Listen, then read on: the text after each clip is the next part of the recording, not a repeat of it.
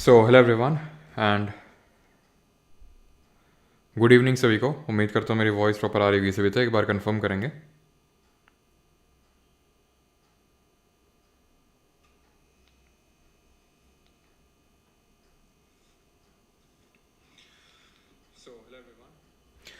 तो आज हम लोग का रहने वाला lecture number second of RRB NTPC की जो जीके पीवाई की सीरीज रीस्टार्ट करी हम लोगों ने 2.0।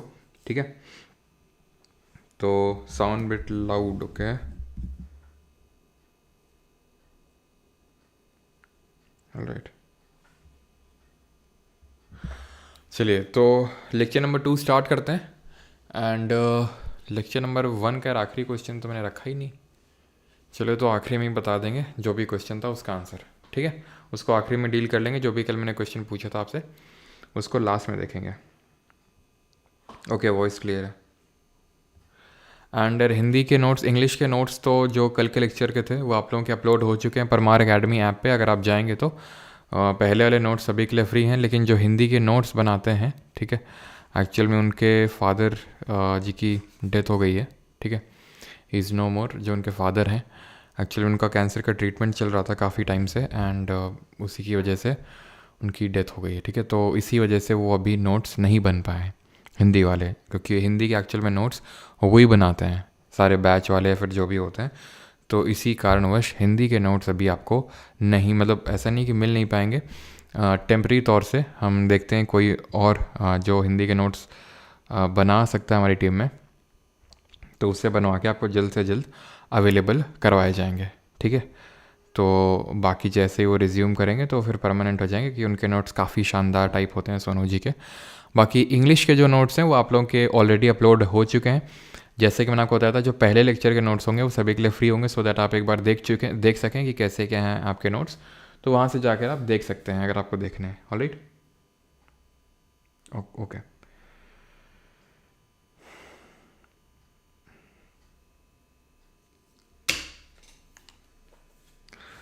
रिवीजन क्वेश्चन रखो। हाँ, अपन लोग पिछली वाली पीवाई की सीरीज़ में रिवीजन क्वेश्चन रखते थे स्टार्टिंग में। चलो अगले लेक्चर से आपको रिवीजन क्वेश्चन भी आपको देखने को मिलेंगे। ठीक है,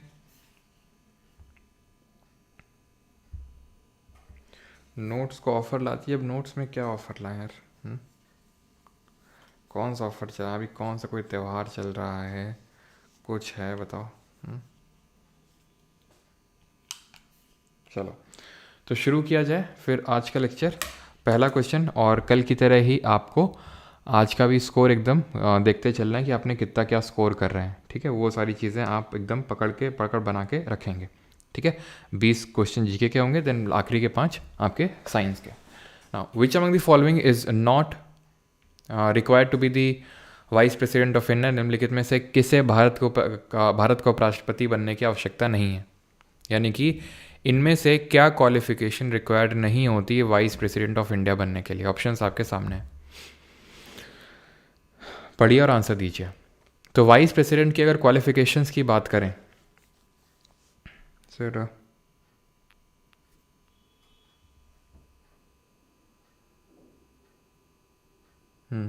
ठीक है, तो वाइस प्रेसिडेंट की अगर क्वालिफिकेशन की बात करें तो he should not hold any office of profit under union government और एनी स्टेट गवर्नमेंट। ये बिल्कुल सही बात है। 40 साल की उम्र ना हो। 40 साल नहीं होता, ये 35 साल होता है, 35 ईयर से ऑफ एज। लोकसभा का सदस्य बनने के लिए 25 साल उम्र चाहिए होती है न्यूनतम, मिनिमम। राज्यसभा का सदस्य बनने के लिए 30 साल चाहिए होती है।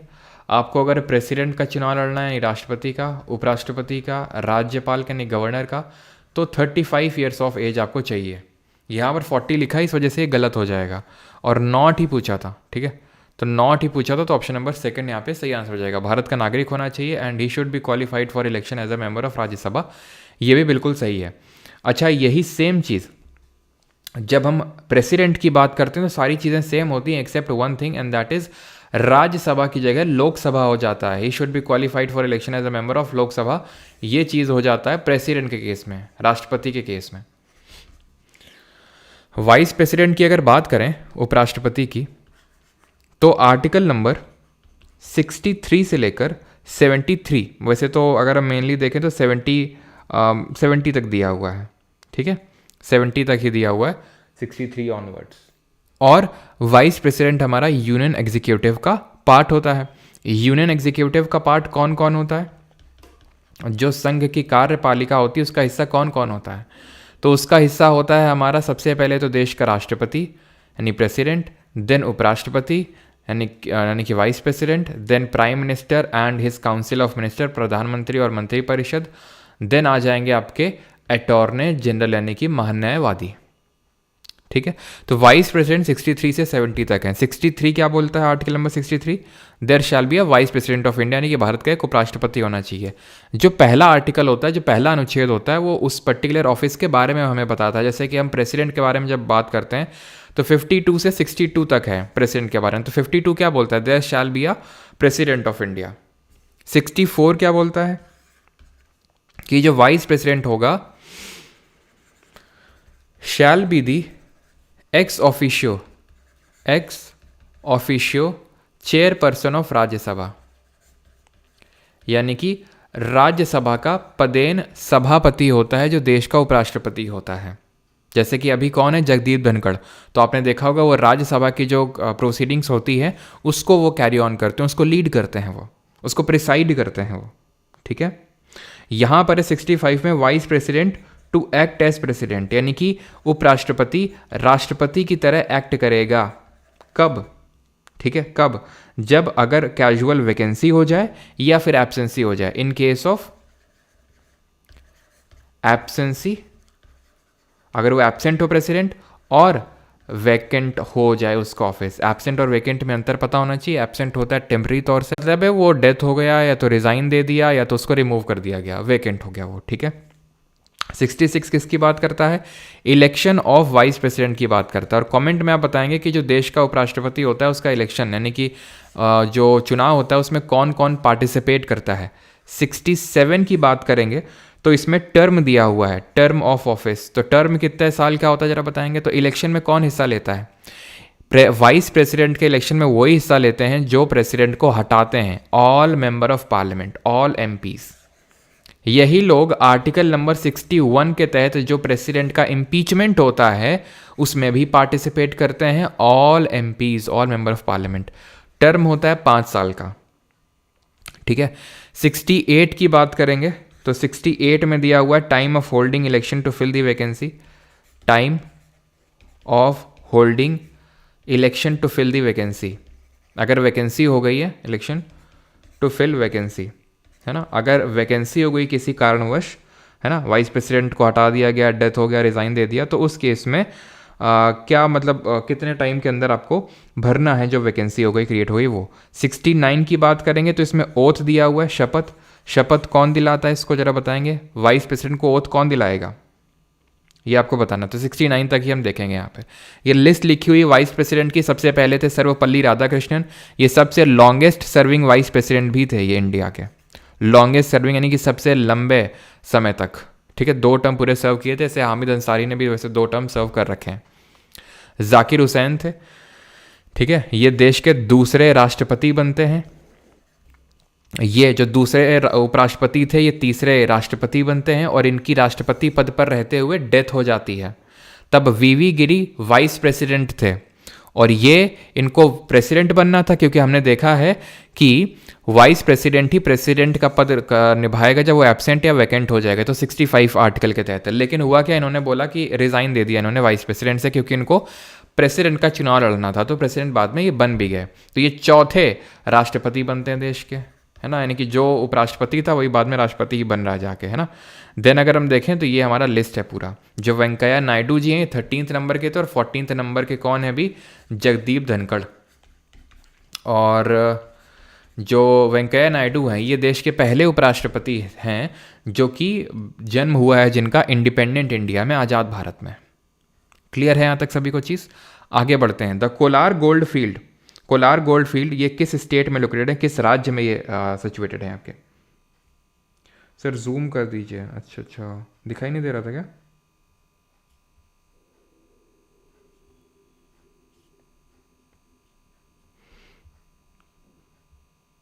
ठीक है, अभी आई थिंक, चलो अभी मैं जूम केयर ऑप्शन एक्चुअल में होता नहीं पीपीटी में। बिल्कुल सही है। अ,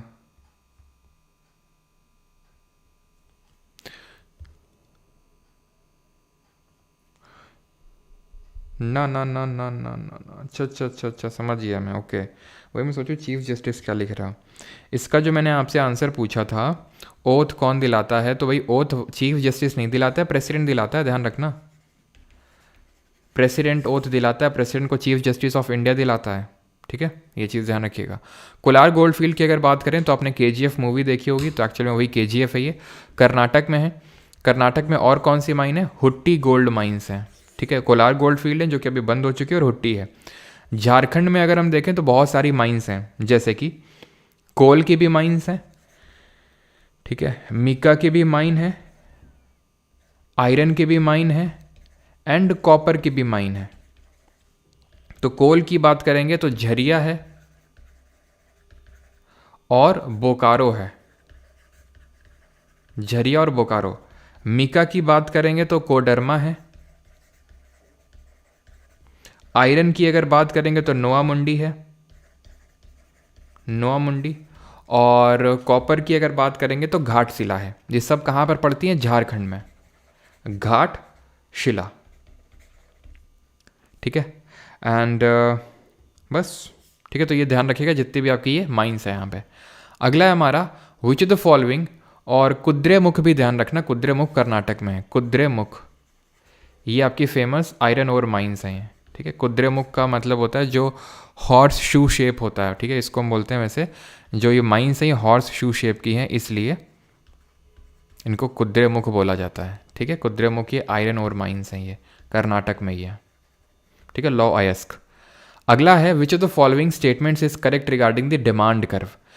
तो मांग वक्र के संबंध में निम्नलिखित में से कौन सा कथन है सही है। It is a geographical representation of the demand function, it gives the quantity demanded by the consumer at each price.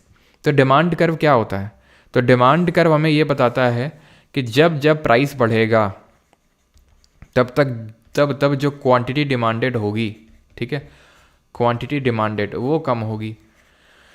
बड़ी ऑब्वियस सी बात है, यानी कि अगर हम जैसे किसी चीज़ का प्राइस बढ़ाते जाएंगे, मान लो टमाटर 10 रुपये किलो मिल रहा है, फिर इसका प्राइस 20 हो गया, फिर 30 रुपये किलो हो गया, फिर 40 हो गया, तो ऑब्वियस सी बात है आप क्या करोगे, आप डिमांड कम कर दोगे।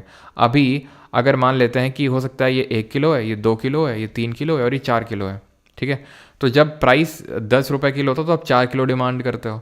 जब प्राइस 20 रुपये हो जाता है तो आप थोड़ा कम कर देते हो डिमांड को, ठीक है।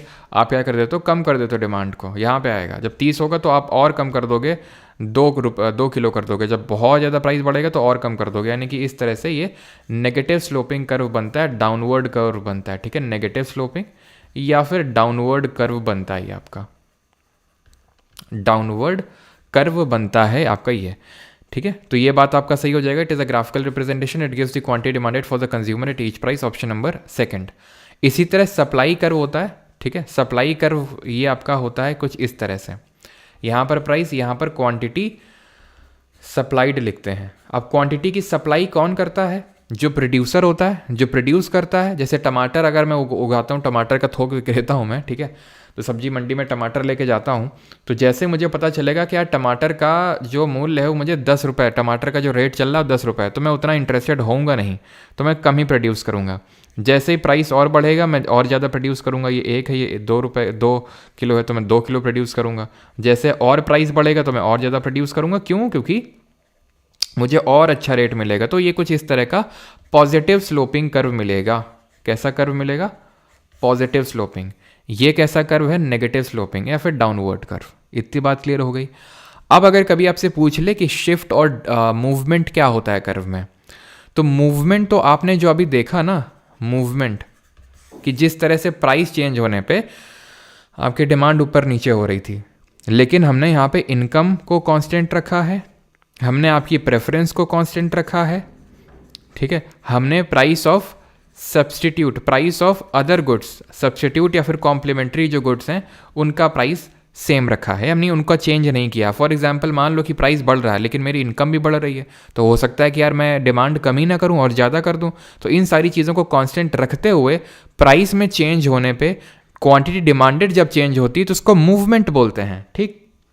लेकिन अगर हम प्राइस को उतना ही रखें लेकिन इनकम ऊपर नीचे करें, प्रेफरेंस इधर उधर करें, प्राइस ऑफ अदर गुड इधर उधर करें, तो उसकी वजह से अगर डिमांड बढ़ती है तो ये डिमांड कर्व राइट की ओर शिफ्ट होता है, जिसको हम राइटवर्ड या फिर आउटवर्ड शिफ्ट बोलते हैं, जब डिमांड इंक्रीज होती है तब। ठीक है, जैसे मेरी इनकम बढ़ी तो मेरी डिमांड भी बढ़ेगी, तो राइटवर्ड शिफ्ट हो जाएगा ये कर्व। और लेफ्टवर्ड कब शिफ्ट होगा? लेफ्टवर्ड या फिर इनवर्ड, इसको बोलते हैं शिफ्टिंग ऑफ कर्व, जब इनकम मान लो गिर गई। ठीक है, प्राइस ऑफ अदर गुड में होता है दो चीज़ें, एक तो कॉम्प्लीमेंट्री गुड और एक होता है सब्सटीट्यूट गुड। ठीक है, सब्सटीट्यूट गुड, सब्सटीट्यूट का मतलब होता है जैसे कि अगर चाय का दाम बढ़ गया तो कॉफ़ी की डिमांड बढ़ जाएगी। क्यों? क्योंकि दोनों सब्सटीट्यूट हैं, या तो मैं चाय पीऊँगा या कॉफ़ी पीऊँगा। अगर चाय वाले को लगेगा यार चाय बहुत महंगी हो रही, तो चलो कॉफ़ी पीने लगते हैं, तो कॉफ़ी की डिमांड बढ़ गई। क्यों बढ़ गई कॉफ़ी की डिमांड? क्योंकि प्राइस ऑफ अदर गुड, जो कि एक सब्सटीट्यूट गुड है टी, उसका प्राइस बढ़ गया इसलिए। कॉम्प्लीमेंट्री होते हैं, जैसे फॉर एग्जाम्पल चाय और चीनी, चाय का प्राइस घट गया तो चीनी की डिमांड बढ़ गई। क्यों? क्योंकि लोग चाय ज़्यादा पीते हैं, चाय में चीनी भी ज़्यादा डालते हैं। समझ आ गया आपको? ठीक। और जहाँ पे ये सप्लाई और डिमांड कर्व दोनों मीट करते हैं ना, डिमांड कर्व ऐसा है, सप्लाई कर्व ऐसा है, तो ऐसे इस पॉइंट को बोलते हैं इक्विलिब्रियम पॉइंट। एक ऐसा पॉइंट, एक ऐसा प्राइस, इक्विलिब्रियम, जहाँ पर इक्विलिब्रियम एग्जिस्ट करता है, जो इस प्राइस पे सप्लायर सप्लाई करना चाहता है और जो बायर है वो डिमांड करना चाहता है उसकी। Which of the following two countries of South America are landlocked? इनमें से दक्षिण अमेरिका के कौन से दो देश स्थलरुद्ध हैं? अब लैंडलॉक्ड का मतलब होता है कि इनका डायरेक्ट कांटेक्ट वाटर से, सी वाटर से, फिर सी से डायरेक्ट कांटेक्ट इनका नहीं है। तो कौन से दो कंट्रीज हैं? चिली तो यार अगर हम देखें तो बिल्कुल एकदम किनारे पे, अगर आप ध्यान से देखें ये रहा आपका चिली। ठीक है, ब्राज़ील भी यहाँ पर लैंडलॉक्ड नहीं है, इसका डायरेक्ट एक्सेस है समुद्र से, अगर हम देखें तो, है ना, इक्विलिब्रियम पॉइंट बिल्कुल। यहाँ पर आपका अर्जेंटीना भी है, यूरुग्वे भी है, कोलंबिया भी है, वेनेजुएला भी है, गयाना भी है, सेरेनेम भी है, फ्रेंच गयाना भी है, सारे देश हैं, इक्वाडोर भी है। बोलीविया नहीं है। अब देखो बोलीविया कहीं है समुद्र के डायरेक्ट कॉन्टैक्ट में, पैराग्वे भी नहीं है, तो बोलीविया एंड पैराग्वे। अच्छा, साउथ अमेरिका में ही हमें देखने को मिलती है लॉन्गेस्ट माउंटेन रेंज। ठीक है, साउथ अमेरिका ही हमें देखने को मिलती है लॉन्गेस्ट माउंटेन रेंज। कौन सी है ये माउंटेन रेंज? ये है आपकी एंडीज माउंटेन रेंज, जो आपको यहाँ पर देखने को मिलती है। ये साउथ अमेरिका के वेस्टर्न पार्ट में एंडीज है। यहीं पे सबसे हाईएस्ट पॉइंट है साउथ अमेरिका का, और वो है माउंट एकोनकागुआ। और जो सेकंड हाईएस्ट पॉइंट है वो है वर्ल्ड का हाईएस्ट वोल्केनो, जिसका नाम है क्या? ओजस डेल सलाडो, जो चिली और अर्जेंटीना के बॉर्डर में एंडीज माउंटेन रेंज में ही पड़ता है। क्या नाम है इसका? ओजस डेल सलाडो। ये दोनों के बॉर्डर में पड़ता है। कोटोपैक्सी जो है, माउंट कोटोपैक्सी, ये इक्वाडोर में है। ये भी एक क्या है? वोल्केनो है, माउंट कोटोपैक्सी। आगे बढ़ते हैं और अगला क्वेश्चन है, in approximately how much time does Mars complete one spin on its axis? मंगल अपने अक्ष पर एक चक्कर लगभग कितने समय में पूरा करता है? तो मार्स जो है, तो चलो यहाँ पर हम दोनों चीज़ें डील कर लेते हैं। एक तो रोटेशन, यहाँ पर देख लें, यहाँ पर मैं लिख लेता हूँ रोटेशन और यहाँ पर लिख लेता हूँ मैं रेवोल्यूशन। आई होप आपको ये पता होगा, रोटेशन का मतलब होता है घूर्णन। जब एक प्लैनेट अपनी एक्सिस पे घूमता है, ठीक है, ऐसे ऐसे ऐसे ऐसे, उसको रोटेशन बोलते हैं। जब एक प्लैनेट अपने ऑर्बिट में, अपने पाथ में ऐसे चक्कर लगाता है सन के अराउंड, सूरज के इर्द गिर्द, उसको रेवोल्यूशन बोलते हैं। तो यहाँ पर मैं लिख लेता हूँ फास्टेस्ट किसका है, और यहाँ पर मैं लिख लेता हूँ कि स्लोएस्ट किसका है। ठीक है, तो फास्टेस्ट की जब हम बात करेंगे तो फास्टेस्ट रोटेशन, सबसे जल्दी अपनी एक्सिस पे कौन घूम लेता है? It is Jupiter. यानी कि कौन सा प्लैनेट है जिसका एक दिन, क्योंकि हमें पता है कि रोटेशन की वजह से ही दिन और रात होता है, डे और नाइट होता है। और जो एक साल होता है, 1 ईयर, हम बोलते हैं ना कि एक साल 365 दिन में हो जाता है, तो उसका मतलब क्या है कि एक चक्कर हमारी अर्थ ने कंप्लीट कर लिया। तो फास्टेस्ट रोटेशन जुपिटर का है, तकरीबन 10 घंटे या फिर 9.9 आवर्स में एक रोटेशन पूरा कर लेता है। फास्टेस्ट और स्लोएस्ट रोटेशन की बात करेंगे तो सबसे देर में कौन घूमता है अपनी एक्सिस पे? तो इट इज़ वीनस। ठीक है, वीनस 243 डेज, 243 दिन लगाता है ये। यानी 243 इंटू 24 मल्टीप्लाई करेंगे तो इतने घंटे वीनस लगाता है एक रोटेशन पूरा करने के लिए। फास्टेस्ट रेवोल्यूशन की बात करेंगे तो इट इज़ मरकरी, ठीक है। मरकरी का जो एक साल है वो 88 दिन में ही पूरा हो जाता है, 88 डेज में। यानी कि हम बोल सकते हैं कि मरकरी की जो ऑर्बिटल स्पीड है वो हाईएस्ट है। एंड डू यू नो कि मरकरी में जो एस्केप वेलोसिटी है वो सबसे कम है और जुपिटर की एस्केप वेलोसिटी सबसे ज़्यादा है। आप में से कितने लोगों को ये फैक्ट पता था? तो मरकरी हो जाएगा, ठीक है। और रेवोल्यूशन में यानी कि जो सबसे क्लोजेस्ट प्लैनेट है उसका रेवोल्यूशन पीरियड सबसे कम है, और जो सबसे दूर है प्लैनेट दैट इज नेपच्यून यानी वरुण, ये बुध हो गया, ये वरुण हो गया आपका, तो इसका सबसे लॉन्गेस्ट है। कितना? 164 साल, 164 ईयर्स, ठीक। तो जुपिटर की एस्केप वेलोसिटी अगर कभी पूछ ले क्वेश्चन इस तरह से, ठीक है, तो जुपिटर की सबसे ज़्यादा होती है और मरकरी की सबसे कम होती है। एस्केप वेलोसिटी वो वेलोसिटी होती है जिस वेलोसिटी से अगर हम जिस वेग से हम किसी ऑब्जेक्ट को, किसी चीज़ को फेंकें तो वो एकदम एस्केप हो जाए वहाँ से। जैसे कि 11 अर्थ की अगर एस्केप वेलोसिटी की अगर बात करेंगे, अर्थ का पलायन वेग की अगर बात करेंगे तो ये कितना होता है? और वेलोसिटी स्केलर क्वांटिटी होती है फिर वेक्टर क्वांटिटी होती है, तो ये है 11.2 किलोमीटर्स पर सेकेंड। नोट्स हिंदी में मिल जाएंगे जॉनवी जी, मैं बता चुका हूँ पहले उसके रिगार्डिंग, नोट्स के रिगार्डिंग, ठीक है। तो ऑप्शन नंबर थर्ड आंसर होगा 1 day 18 hours. Jupiter is the planet with the most number of satellite. और किन दो प्लैनेट्स के बीच में आपको एस्टेरॉयड बेल्ट देखने को मिलेगी? बताइए जल्दी से, एस्टेरॉयड बेल्ट किसके बीच में देखने को मिलेगी? वीनस को ही हम क्या बोलते हैं? वीनस को ही मॉर्निंग और इवनिंग स्टार के नाम से जानते हैं। मॉर्निंग स्टार बोलते हैं और इवनिंग स्टार बोलते हैं। एंड वीनस को ही हम ल्यूसिफर के नाम से जानते हैं। ल्यूसिफर क्यों? क्योंकि ल्यूसिफर का मतलब होता है लाइट ब्रिंगर, लाइट को जो लाता है। आप ये समझ लीजिए कि it is the brightest planet of our solar system, सबसे चमकीला ग्रह है। और इसको अर्थ का ट्विन सिस्टर भी बोलते हैं, अर्थ का। जुपिटर की अगर बात करें तो मोस्ट नंबर ऑफ सैटेलाइट हैं इसके पास, मोस्ट नंबर ऑफ सैटेलाइट है। जुपिटर का जो सबसे बड़ा सैटेलाइट है गैनीमेड, ये पूरे सोलर सिस्टम का सबसे बड़ा सैटेलाइट भी है, ठीक है। और एस्टेरॉयड बेल्ट की बात करेंगे तो ये मार्स और जुपिटर के बीच में है, मार्स एंड जुपिटर के बीच में। Mercury is the closest planet with the sun, but it is not the hottest. Hottest कौन सा है? वीनस ही हमारा सबसे हॉटेस्ट, सबसे गर्म ग्रह भी यही है। बिकॉज यहाँ पर हमें थिक क्लाउड्स देखने को मिलते हैं, किसके? थिक क्लाउड्स देखने को मिलते हैं H2SO4 के, सल्फ्यूरिक एसिड, जिसको हम ऑयल ऑफ विट्रियोल के नाम से भी जानते हैं। जुपिटर के पास 4 बड़े सबसे मून हैं, उनको हम बोलते हैं, एक को लो, एक को यूरोपा, एक को कलिस्तो और गैनीमेड। ये सबसे 4 बड़े मून हैं, लो, यूरोपा, गैनीमेड और कलिस्तो। इनको हम गैलीलियन मून्स के नाम से जानते हैं क्योंकि इनकी डिस्कवरी गैलीलियो गैलीलाई ने करी थी अपने टेलीस्कोप से।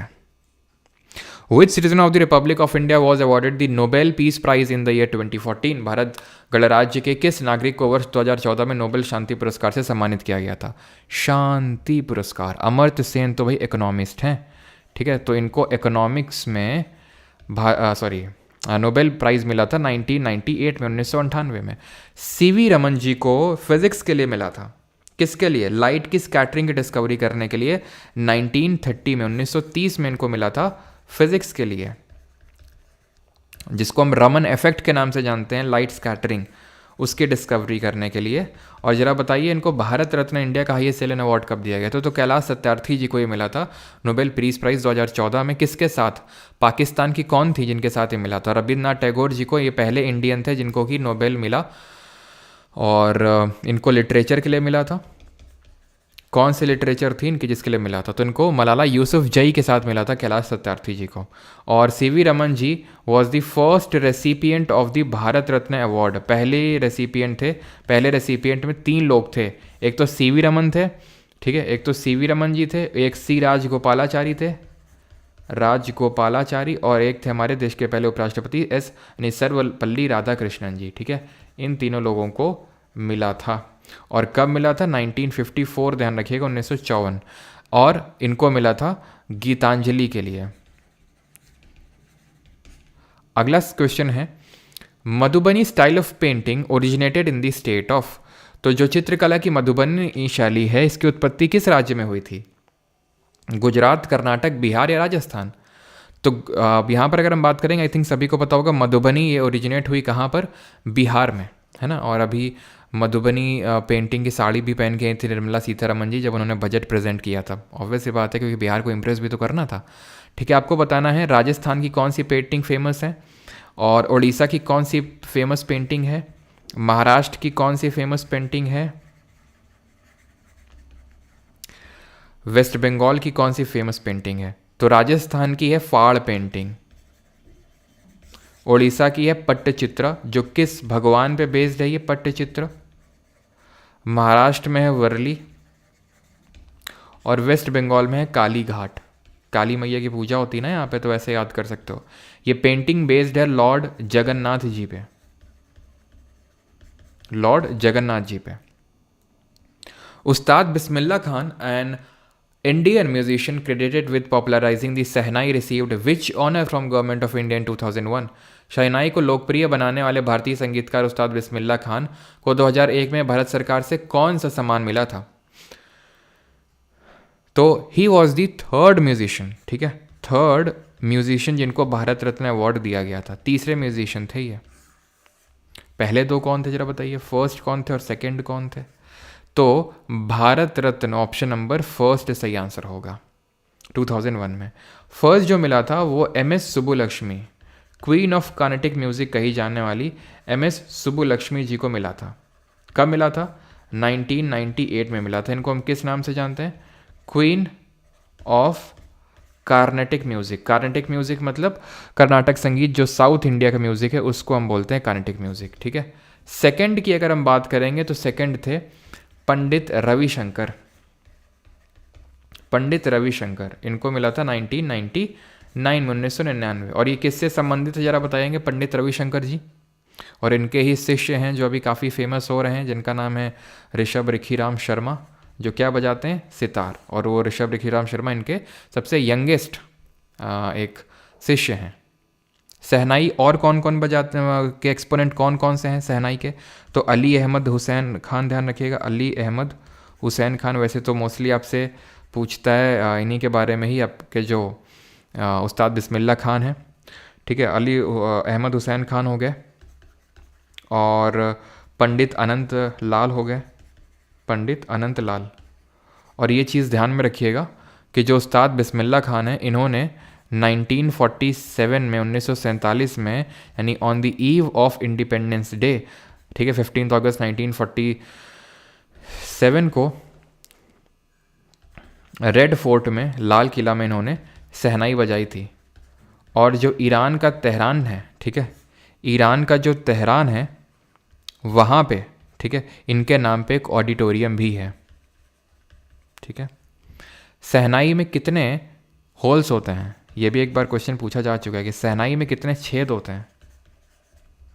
और इसको हम मंगल वाद्य के नाम से जानते हैं, मंगल वाद्य, क्योंकि मांगलिक का कार्य में जो मंगल कार्य होते हैं उनमें बजाई जाती है ना शहनाई। मत कब बजाई जाती है, जब शादी वगैरह होता है। होल्स कितने होते हैं इसमें, 7 होते हैं। और शहनाई एक तरह का, ध्यान रखिएगा, सुशिर वाद्य यंत्र है, जिसमें कि हमें हवा डालनी पड़ती है उसको बजाने के लिए। तो सुशिर वाद्य यंत्र हो गया, ठीक है, सुशिर वाद्य यंत्र। अगला क्वेश्चन है, that is Gopika Verma is a classical dancer of. तो गोपिका वर्मा किसकी शास्त्रीय नृत्यांगना है, मोहिनी अट्टम, कथक, मणिपुरी या फिर कुचिपुड़ी। गोपिका वर्मा। तो हमारे टोटल 8 क्लासिकल डांसेज हैं, होप सभी को पता होगा हमारे टोटल कितने शास्त्रीय नृत्य हैं। क्लासिकल डांसेस की अगर नंबर की बात करें तो टोटल 8 हैं, ठीक है। उनमें से मोहिनी अट्टम है कहाँ से, आपका केरल से। तो केरल से 2 हैं, एक तो मोहिनी अट्टम है और दूसरा कौन सा है, कथकली, ठीक। कथक कहाँ से है, उत्तर प्रदेश से है ना। और मतलब नॉर्थ इंडिया का यही एक मेजर क्लासिकल डांस है कथक। मणिपुरी की अगर बात करेंगे तो ऑब्वियस सी बात है मणिपुर से ही होगा। कुचिपुड़ी आपका आंध्र प्रदेश से। अब यहाँ पूछ रहा है गोपिका वर्मा किससे हैं, तो ये मोहिनी अट्टम से हैं। मोहिनी अट्टम आप बताएंगे कि जो हमारा पंचतत्व होते हैं उनमें से किस एलिमेंट पे बेस्ड है मोहिनी अट्टम। मोहिनी अट्टम के जो एक्सपोनेंट है उनको हम इस तरह से याद करते हैं कि मोहिनी एक लड़की है, उससे आप बोल रहे हैं गोपी मोहिनी, तो गोपी के कान में जाके सुना, क्या सुना, जय राधा कृष्ण की अम्मा, ठीक है, जय राधा कृष्ण की अम्मा, ऐसे करके इसके हम याद करते हैं एक्सपोनेंट कि मोहिनी से आपने बोला है कि मोहिनी गोपी के कान में जाके सुना जय राधा कृष्ण की अम्मा, तो गोपी से गोपिका वर्मा, कान से कनक रेले, सुना से सुनंदा नायर, जय से जयप्रभा मेनन, कृष्णा से पल्लवी कृष्णन, और अम्मा से कल्याण कुटी अम्मा। ये सबसे फेमस एक्सपोनेंट हैं इसकी, कल्याण कुटी अम्मा जी। तो बड़ा आसान है, ऑप्शन नंबर फर्स्ट। ये एयर एलिमेंट को दर्शाता है, ठीक है, एयर को। मोहिनी, मोहिनी का ये रूप तो धारण करके गए थे विष्णु जी, जब वही अमृत कलश है ना, जो कुंभ था, जो इसमें अमृत था, तो अमृत असुरों के हाथ में लग गया था, तो उस अमृत कलश को लेने के लिए इन्होंने एक लड़की का वेश धारण किया था, और फिर असुरों से उन्होंने इसको अमृत को लिया था, अमृत कलश को। तो ये चीज़ ध्यान रखनी है आपको, ठीक है। Which type of seeds played an important role in the green revolution India? Bharat में हरित क्रांति के बीजों में महत्वपूर्ण भूमिका निभाई। बिल्कुल सही है, फायर, भारतनाट्यम, एक एक करके सब देखेंगे, ठीक है। Air, dance of ancient, yes, Anushka Singh, always good add on, ठीक है। तो डांस ऑफ एंचेंट्रेंस के नाम से भी जानते हैं, है ना, क्योंकि मंत्र मुग्ध कर देने वाला नृत्य होता है भाई। असुरों को मंत्र मुग्ध ही तो करना था, सो दैट वो अमृत कलश मिल सके, तो डांस ऑफ एंचेंट्रेंस के नाम से भी इसको हम जानते हैं। क्लियर है, बहुत अच्छा। Which type of seed played a role in important role in the green revolution India? तो these would be HYV seed, high yielding variety seeds. अब था क्या, आपको पता है कि India was not self sufficient in food grains, हमारे पास गेहूं खाने के लिए गेहूं चावल तक नहीं होते थे। तो फिर हमने क्या किया, HYV सीड्स को इंपोर्ट किया। पहले हम PL 480 स्कीम, इसका मतलब होता है पब्लिक लॉ 480 स्कीम के तहत USA से इनको खरीदते थे। USA वाले इनको अपने सुअरों को डालते थे, सुअरों को खिलाते थे ये। तो फिर हमने क्या किया, ग्रीन रेवोल्यूशन को इंडिया में इंट्रोड्यूस किया। और HYV सीड्स, आपसे कभी कभी पूछ लेता है HYV का फुल फॉर्म क्या होता है, तो सबसे पहले इन HYV सीड्स का यूज़ किया था नॉर्मन बोरलॉ ने। नॉर्मन बोरलॉ, जिनको कि फादर ऑफ ग्रीन रेवोल्यूशन के नाम से भी जाना जाता है, ये आपको आई तो पता होगा, फादर ऑफ ग्रीन रेवोल्यूशन के नाम से जानते हैं इनको। इन्होंने सबसे पहले इसको मेक्सिको और बाकी जो लैटिन अमेरिकन कंट्रीज़ हैं, जैसे कि आपकी पनामा हो गई, निकारकागुआ हो गई, यहाँ पर इन सबको इंट्रोड्यूस किया, ठीक है, मेक्सिको वगैरह में। और बाद में ये इंडोनेशिया में भी आई, ठीक है। तो इंडोनेशिया, मेक्सिको, यहाँ से हमने इन HIV सीड्स को इंडिया में लाए और अपना प्रोडक्शन को इंक्रीज़ किया। ग्रीन रेवोल्यूशन की अगर पूरी बात के बारे में बात करें, तो ये टर्म सबसे पहले किसने दिया था? तो ये टर्म दिया था विलियम गॉड ने, ठीक है। विलियम गॉड ने ये टर्म रखा था। फादर नॉर्मन बोरलॉ को बोलते हैं, इंडिया में फादर इसको किसका बोलते हैं? तो इंडिया में बोलते हैं MS स्वामीनाथन को। कमेंट में बताएंगे नॉर्मन बोरलॉ को नोबेल पीस प्राइज कब मिला था? इनको नोबेल पीस प्राइज मिला था, पीस के लिए। कब दिया गया था इनको ये नोबेल पीस प्राइज? ठीक है, तो इतना ही रखें या फिर बाकी हम फेज वाइज डिस्ट्रीब्यूशन देखें? तो अभी के लिए इतना ही रखते हैं, ठीक है। और फिर हम आगे देखेंगे कि कितने फेज़ में इंडिया में इंट्रोड्यूस किया गया और सारी चीज़ें, ठीक। और इससे हमने क्या किया, मेनली इसमें हाई यील्डिंग वैरायटी सीड किसकी लाई गई थी? तो ये गेहूं की, यानी कि वीट की और राइस की। तो गेहूं और चावल की, ये क्वेश्चन अभी आपके CGL मेंस में बना था और 1970 में इनको मिला था। सर हिंदी नोट्स नहीं मिलेंगे यार आमिर जी, मैं बता चुका हूँ कि जो हिंदी नोट्स बनाते हैं, ठीक है, तो उनके फादर जी की अभी डेथ हो गई है, ठीक है, हाँ जी, तो इस वजह से वो नोट्स नहीं बन पाए आपके। The commercial banks of India have to maintain a minimum percentage of cash, gold and other securities before lending loans to its customers. This is called the, तो कमर्शियल जो बैंक्स होती हैं जैसे SBI, आपने सुना होगा, PNB, bank of Baroda, HDFC, ICICI, तो इन लोगों को क्या बोलता है RBI कि सुनो बेटा, अब चलो फिर तुम बता ही देते हैं, ठीक है। वैसे तो अभी हम लोग को इकोनॉमिक्स ही चल रहा है, तो आप में से हो सकता है काफ़ी लोग पढ़ भी रहे हो इकोनॉमिक्स। तो ये बैंक होती है, ठीक है, मान लो कि SBI है ये, ठीक है, SBI है ये। तो इसमें हम लोग जब पैसा जमा करने जाते हैं तो ये बैंक के लिए लाइबिलिटी होती है, देयता होती है। जिस किसी को पैसे की ज़रूरत होती है वो पैसा यहाँ से ले जाता है लोन के तौर पे। तो जैसे मान लो कि हमने यहाँ पर 100 रुपये दिए, तो यही 100 रुपये क्या करता है, जो बैंक होता है वो घुमा देता है, उदाहरण के तौर पर 100 रुपये लिए हैं, दे देगा जिसको चाहिए होगा। ये जो हमने पैसा दिया इसको, ये बैंक के लिए उसकी देयता है, लाइबिलिटी है, और ये जो उसने बैंक ने पैसे दिए लोन पे वो उसका एसेट है, ठीक है। लेकिन है क्या कि बैंक आरबीआई जो क्या बोलता है बैंकों को कि भाई तुम्हें सारा पैसा नहीं देना है, क्योंकि बैंक तो चाहते ही हैं कि वो सारा पैसा लोन में दे दें क्योंकि उससे उनको कमाई होती है। लेकिन आरबीआई बोलता है नहीं, सारा पैसा नहीं देना है, कुछ पैसा आपको रिजर्व के तौर पे रखना है। ठीक है। तो बैंक लोग क्यों कमाई करते हैं, कैसे कमाई करते हैं?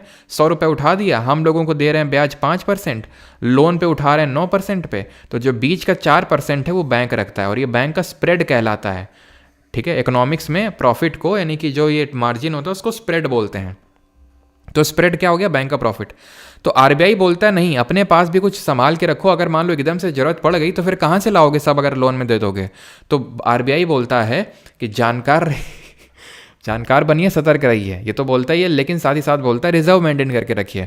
तो कुछ पैसा कैश में रखने के लिए बोलता है, जिसको हम कैश रिजर्व रेशियो बोलते हैं, नगद आरक्षित अनुपात, और कुछ पैसा बोलता है कि आप कैश, गोल्ड और अदर गवर्नमेंट सिक्योरिटी के फॉर्म में रखो। ठीक है। तो उसको बोलते हैं वैधानिक तरलता अनुपात, स्टैट्यूटरी लिक्विड रेशियो, एसएलआर। कभी कभी फुल फॉर्म भी पूछ लेता है, तो ये सीआरआर और ये है एसएलआर। समझ में आई बात? तो कैश में इसमें कोई इंटरेस्ट रेट नहीं मिलता है बैंक को, नो इंटरेस्ट रेट। इसमें इंटरेस्ट रेट मिलता है क्योंकि अगर मैंने सोना खरीद के रखा है तो उसका दाम धीरे धीरे बढ़ेगा। मैंने कोई गवर्नमेंट सिक्योरिटी रखी, उसका दाम धीरे धीरे बढ़ेगा। कैश का तो बढ़ता नहीं है। क्लियर हो गई इतनी चीज़ कि क्यों ये रिजर्व रखने पड़ते हैं। एंड एक चीज़ यहाँ पर याद रखिएगा कि जो धन गुणक होता है, धन गुणक बोले तो मनी मल्टीप्लायर, ठीक है, कि मनी कितने से मल्टीप्लाई होगी, तो वो इन्वर्सली प्रोपोर्शनल होता है कैश रिजर्व रेशियो के। यानी जितना ज़्यादा कैश रिजर्व रेशियो बोलेगा आरबीआई कितना रखना है, तो उतना ही कम पैसा बैंक लोन में घुमा पाएंगी, उतना ही कम पैसा मल्टीप्लाई हो जाएगा। मल्टीप्लाई का मतलब है जैसे 100 रुपये बैंक ने इस बंदे को दिए जो लोन लेने के लिए आया था, इसने क्या किया, इसका 400 बना दिया, तो मनी मल्टीप्लाई हो गई ना 4 गुना से। अब अगर आरबीआई बोल देगा कि नहीं, आधा पैसा तुम अपने पास रखो, इसको लोन पे नहीं उठाओगे तुम, तो 50 रुपये इसको मिल पाते, और 50 का मान लेते हैं मान लो कि 50 का हो पाता 100 रुपये, तो 2 गुना ही हुआ ना, यानी उतना मनी मल्टीप्लाई नहीं हो पाया। या फिर अगर मान लो 4 गुना भी हुआ तो भी 200, उतना तो मनी मल्टीप्लाई नहीं हो पाया। तो ये इन्वर्स रिलेशन होता है। Who was the founder of प्रार्थना समाज के संस्थापक कौन थे? RRR यानी राजा राम मोहन रॉय, बंकिम चंद्र चटर्जी, आत्माराम पंडुरंग, या फिर स्वामी विवेकानंद। तो राजा राम मोहन रॉय की अगर बात करेंगे तो 1814 में इन्होंने बनाया था आत्मीय सभा। यही बाद में बन गया था क्या? यही बाद में बन गया था 1828 में ब्रह्मो समाज। पहले तो ब्रह्मो सभा था, बाद में ब्रह्मो समाज बन गया।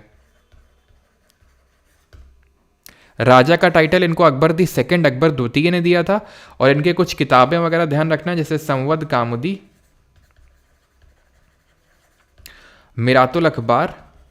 कमेंट में आपको यह बताना है कि इन्होंने किस प्रथा का अंत करवाया था। Miratul Akhbar, percepts of Jesus, gift to monotheism. ठीक है, गिफ्ट टू मोनोथिज्म, ये सब ध्यान रखना है, ये राजा राम मोहन रॉय जी से एसोसिएटेड है। इन्होंने सती के एबॉलिशन में बड़ा की रोल प्ले किया था, सती के एबॉलिशन में, सती प्रथा को अंत करने में। प्लस राजा राम मोहन राय की जो ब्रह्मो समाज थी, इसी में ही 1839 में, ठीक है, देवेंद्रनाथ टैगोर थे जो रविन्द्रनाथ टैगोर जी के पापा थे, 1839 में इन्होंने क्या किया था, तत्वबोधिनी सभा बनाई थी और एक पत्रिका भी निकाली थी, तत्वबोधिनी पत्रिका, तत्वबोधिनी सभा। ये किसने बनाई थी? देवेंद्रनाथ टैगोर ने। और ये इन्होंने मर्ज कर दी थी, मिला दी थी, देवेंद्रनाथ टैगोर जी ने इसको मिला दिया था, किसमें? ब्रह्मो समाज में। ये चीज़ आपको ध्यान रखनी है। ठीक। बंकिम चंद्र चटर्जी, आपको पता है इन्होंने वंदे मातरम, जो हमारे देश का नेशनल सॉन्ग है, राष्ट्रीय गीत है, वो लिखा था, वंदे मातरम, है ना। और ये आनंद मठ जो इन्होंने रचा था, ठीक है, आनंद मठ जो लिखा था उसी में ये वंदे मातरम था। और इसी आनंद मठ में ही सन्यासी विद्रोह जो है, सन्यासी रेबेलियन, उसके बारे में भी इन्होंने बताया था। जो सन्यासी रिवोल्ट है उसके बारे में भी इन्होंने आनंद मठ में ही चर्चा करी थी। इसका जो सही उत्तर होगा वो होगा आपका क्या? वो होगा आत्माराम पंडुरंग। कब बनाया था प्रार्थना समाज को? 1867 में, 1867 में। कहाँ पर बनाया था? महाराष्ट्र में बनाया था, महाराष्ट्र में। कौन कौन इसके और मेंबर थे? तो 1870 में, 1870 में MG रानाडे, महादेव गोविंद रानाडे ने इसको ज्वाइन किया था। साथ ही साथ केशव चंद्र सेन ने भी इसको ज्वाइन किया था। केशव चंद्र सेन मैंने ब्रह्मो समाज को भी ज्वाइन किया था, देवेंद्र नाथ टैगोर ने उनको ज्वाइन करवाया था। अब उसके मैं ज़्यादा डीप पे जा नहीं रहा हूँ, ठीक है। इसी तरह ही आपका एक परमहंस मंडली बनता है। इसको कौन बनाता है? ये भी आपका बनता है महाराष्ट्र में ही, परमहंस मंडली। बताओ जल्दी से, ये कौन बनाता है, कब बनाता है? और स्वामी विवेकानंद जी की चर्चा कर लें क्या? कर ही लेते हैं फिर, अगर लिखा हुआ है उनके बारे में तो। विवेकानंद, तो इनके बारे में हमें क्या पता होना चाहिए? सबसे पहले इनका जन्म यानी कि बर्थ, इनका डेथ, इनकी फेमस स्पीच वो कब दी थी, कहाँ दी थी, इन्होंने जो एक एसोसिएशन बनाया था वो, और इनका रॉक मेमोरियल वो कहाँ पे है, ठीक है। तो ये सारी चीज़ें आप लिख दीजिए। परमहंस मंडली की बात करेंगे 1840, वैसे तो 1849 कहीं कहीं लिखा होता है, लेकिन 1840 आपको याद करना है, ठीक है। 1849 भी ध्यान रखिएगा, अगर 40 नहीं होगा तो 49। इसको बनाया था दादोबा पंडुरंग ने, उसको आत्मा पंडुरंग और इसको दादोबा पंडुरंग, और ये भी महाराष्ट्र में ही बनता है, ठीक है। बर्थ की बात करेंगे तो 12 जनवरी 12 जनवरी 1863 1863, इस दिन हम क्या मनाते हैं? डेथ कब हुई थी इनकी? तो 4 जुलाई 1902 को उनकी डेथ होती है। स्पीच की बात करेंगे तो शिकागो में इन्होंने दिया था अपना स्पीच 1893 में, 1893 में। बात अगर करें इनका एसोसिएशन तो ये है रामकृष्ण मूवमेंट, जो उन्होंने अपने गुरु रामकृष्ण परमहंस जी के नाम पे इसको चलाया था, रामकृष्ण मूवमेंट। कब इसकी शुरुआत करी गई थी? तो 1 मई 1897 को इसकी शुरुआत करी गई थी। इसका हेड क्वार्टर कहाँ पे था? तो इसका हेड क्वार्टर था बेलूर मठ, वेस्ट बंगाल में। रॉक मेमोरियल इनके नाम से है तमिलनाडु में, और इनका जो मूल नाम था वो तो क्या था इनका ओरिजिनल नेम? तो वो इनका था नरेंद्र नाथ दत्ता, ठीक है। और इनके जो गुरु थे रामकृष्ण परमहंस, उनका मूल नाम क्या था, ओरिजिनल नेम क्या था, ये आप बताएंगे कमेंट में। In which year was the Environmental Protection Act (EPA) was passed by the Parliament of India? 1986, 1975, 1972 या फिर 1951? 1951 में एक एक्ट पास हुआ था जिसको हम जानते हैं representation of peoples act, representation of peoples act, in short RPA के नाम से जाना जाता है ये। 1972 में wildlife protection act, wildlife protection act, वन्य जीव जो संरक्षण अधिनियम है उसको पास किया गया था, प्रोटेक्शन एक्ट। 1986 इसका सही आंसर होगा, ठीक है। Option number A will be the correct answer. और यहाँ पर मैंने क्या पूछा था, हाँ, तो गदाधर चट्टोपाध्याय इनके गुरु का मूल नाम था, ओरिजिनल नेम था। विच of the following rivers form the Dhuandhar false? इनमें से कौन सी नदी है जो धुआंधार जलप्रात बनाती है? ऑप्शंस आपके सामने हैं, तापी, नर्मदा, गोदावरी या फिर महानदी। तो धुआंधार और यस आनंद चौहान ने बिल्कुल सही ऐड किया है। जैसे कि यहाँ पर हमने सन्यासी रेबेलियन के बारे में ऐड किया था आनंद मठ में। वैसे जो इंडिगो रेबेलियन है जो 1859 में हुआ था, 1859 में, उसमें नील दर्पण जो प्ले है उसको लेके वो दीनबंधु मित्रा ने बनाया था, है ना, जो Nadia district of West Bengal में शुरू हुआ था। तो जब आएगा तो हम देखेंगे, जब चंपारण आएगा तो वो देखेंगे, अगर वो आएगा तो चंपारण देखेंगे, ठीक है, वहाँ पे। तो चलिए, धुआंधार और कपिलधार किस में है आपकी? नर्मदा में। अगर मैं हाईएस्ट वाटरफॉल इंडिया की बात करूंगा तो कौन सी होगी? सेकंड हाईएस्ट कौन सी होगी और कहां पर है? देन आपको बताना है कि दूध सागर वाटरफॉल कहां है, हुंड्रू वाटरफॉल कहां पर है, चूलिया वाटरफॉल कहां पर है। तो हाईएस्ट की जब बात करेंगे तो ये आपका होगा कुंचिकल वाटरफॉल, कर्नाटक में है और वराही रिवर पे है ये। सेकेंड हाईएस्ट की बात करेंगे तो जॉग वाटरफॉल, जॉग या फिर गरसोप्पा के नाम से भी जानते हैं, महात्मा गांधी, ठीक है, वाटरफॉल, ये आपकी शरावती रिवर पे है। शरावती दोनों ही कहाँ हैं? दोनों ही आपके कर्नाटक में है, ठीक है।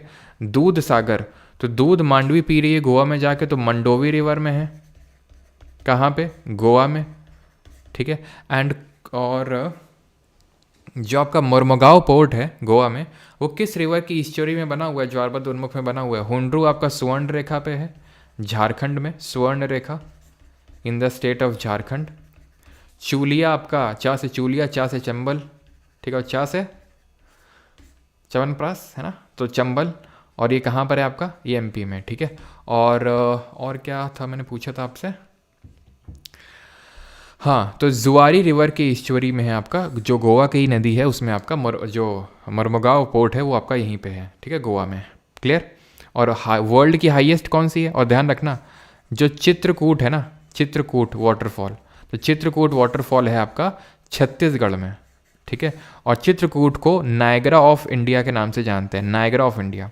नायगरा ये वर्ल्ड की सेकेंड हाईएस्ट है, ठीक है, second highest waterfall of world, पूरे विश्व की सबसे दूसरी सबसे ऊंचा जलप्रपात है। तो फर्स्ट हाईएस्ट कौन सा, मतलब सबसे हाईएस्ट कौन सा है?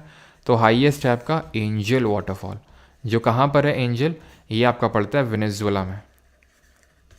ऑलराइट, अगला है which article of the Indian constitution specifies Hindi as the official language of the union? कौन सा अनुच्छेद है जो हिंदी को बताता है कि ऑफिशियल लैंग्वेज है यूनियन की? 51A है, 370 है, 343 या फिर 80 है? बताइए जल्दी से। तो 51A तो बिल्कुल नहीं होगा, 1977 25 जून, ठीक है। तो आर्टिकल 51A तो बिल्कुल नहीं होगा, ठीक है। क्यों? क्योंकि इसमें तो फंडामेंटल ड्यूटीज़ दी हुई हैं, मौलिक कर्तव्य दिया हुआ है, ठीक है। अब इसके बारे में आपसे सवाल पूछूंगा नहीं, है ना, कि किस अमेंडमेंट से आपको बताना है तो बता सकते हैं, क्योंकि फंडामेंटल ड्यूटीज़ को हम अलग से करने वाले हैं। अभी के लिए आप बता सकते हो इनको हमने किस कंट्री से बोरो किया है और किस अमेंडमेंट से इनको ऐड किया है, बस आप इतना ही अच्छा बता सकते हो। 370 को रिपील किया जा चुका, जो स्पेशल स्टेटस देता था जम्मू एंड कश्मीर को। 343 ये हिंदी को ऑफिशियल लैंग्वेज बताता है यूनियन की। कल हमने देखा था पार्लियामेंट में कौन सी लैंग्वेज यूज़ होगी, ये किस आर्टिकल में लिखा हुआ है, और स्टेट लेजिस्लेचर में कौन सी लैंग्वेज यूज़ होगी, ये किस आर्टिकल में लिखा हुआ है। आर्टिकल नंबर 80 में क्या लिखा हुआ है? आर्टिकल नंबर 80 में ये राज्यसभा जो है ना, राज्यसभा, उसकी मैक्सिमम स्ट्रेंथ लिखी हुई है कि उसकी मैक्सिमम स्ट्रेंथ कितनी होगी। तो कितनी होगी मैक्सिमम स्ट्रेंथ? तो मैक्सिमम स्ट्रेंथ इसकी हो सकती है 250, जिसमें कि 238 यानी कि 238 इलेक्टेड होंगे और 12 नॉमिनेटेड होंगे यानी कि नामित होंगे। इन 12 को नॉमिनेट कौन करता है? इन 12 नॉमिनेटेड बाई प्रेसिडेंट। और कौन कौन सी फील्ड में ये नॉमिनेट होते हैं ये आप बताएंगे जल्दी से, ठीक है। तो यहाँ पर मैंने आपको बताया था आर्टिकल नंबर, कल देखा था हमने 120, और इसमें हमें 90 ऐड कर देना है तो हो जाएगा 210, ठीक है। कि पार्लियामेंट में यूज़ होगी Hindi as well as English, और उसमें लिखा था कि 15 साल तक इंग्लिश कंटिन्यू रहेगी और 15 साल के बाद उसको हटा देना है, लेकिन सक्सेसिव अमेंडमेंट कर करके उसको अभी तक कंटिन्यू रखा जा रहा है। तो इसको नॉमिनेट किया जाता है लिसैस में, ठीक है। लिटरेचर यानी कि साहित्य, साइंस यानी कि विज्ञान, आर्ट यानी कला, और सोशल सर्विस यानी कि समाज सेवा। तो इन क्षेत्रों में नॉमिनेट करता है प्रेसिडेंट 12 मेंबर को, ठीक है। On which of the following dates does the summer solstice falls? निम्नलिखित में से किस तिथि को ग्रीष्म अयनांत पड़ता है? 22 दिसंबर, 23 सितंबर, 21 मार्च या फिर 21 June? Summer solstice. Now what is this solstice या फिर इक्विनॉक्स? हम दो कॉन्सेप्ट समझने हैं, एक तो अयनांत यानी सॉलिस्टिस और इक्विनॉक्स यानी कि विषुव, हिंदी में इसको बोलते हैं। तो हमारी जो अर्थ है जब सन के अराउंड, ठीक है, तिलक लगा दें, तो जब सन के अराउंड जो है हमारी अर्थ जब घूमती है, तो क्योंकि वो टिल्टेड है 23.5 degree from its axis and from its orbital plane कितना टिल्टेड है जरा बताना। तो 23.5 डिग्री। अब ध्यान से आपको ये चीज़ समझना है कि जो सीजन्स होते हैं, जो ऋतुएं होती हैं, जो विंटर, समर और ये सब होता है आपका, तो ये सीजन्स दो चीज़ों की वजह से होते हैं। एक तो परिक्रमण, दैट इज रेवोल्यूशन, प्लस जो अर्थ का टिल्ट है ऑन इट्स एक्सिस 23.5 डिग्री का, दो चीज़ों की वजह से। अब ये जो टिल्ट है ना, इसकी वजह से ही क्या होता है कि जो हमारा अर्थ है और जो हमारा सन है, उसकी direct rays Tropic of Cancer से लेकर, ठीक है, ट्रॉपिक ऑफ कैप्रिकॉर्न तक पड़ती हैं, ठीक है। आप इसको ऐसे समझो, ये जैसे हमारा अर्थ है, तो ये इक्वेटर है 0 डिग्री लैटिट्यूड, जो पूरी अर्थ को दो इक्वल पार्ट में डिवाइड करता है। ये 23.5 डिग्री नॉर्थ लैटिट्यूड है, जिसको ट्रॉपिक ऑफ कैंसर बोलते हैं। 23.5 डिग्री साउथ लैटिट्यूड, जिसको ट्रॉपिक ऑफ कैप्रिकॉर्न, कर्क रेखा, मकर रेखा, और ये है हमारी विषुवत रेखा, ठीक है। तो अर्थ की जो सन की जो डायरेक्ट रेज हैं वो इन्हीं दोनों लैटिट्यूड्स के बीच में पड़ती है, इसके बियॉन्ड नहीं जाती है।